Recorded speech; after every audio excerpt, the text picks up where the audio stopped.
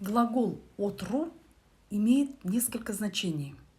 Первое значение – садиться, присаживаться куда-то. Машинаға отру.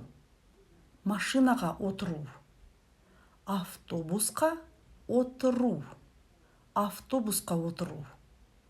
Орындыққа отру. Орындыққа отру. Второе значение – находиться, сидеть где-то.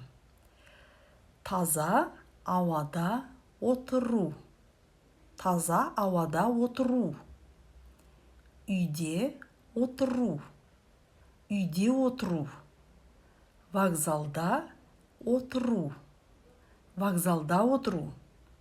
Третье значение. Когда хотим сказать «моя одежда села после стирки», менің киімім жуғаннан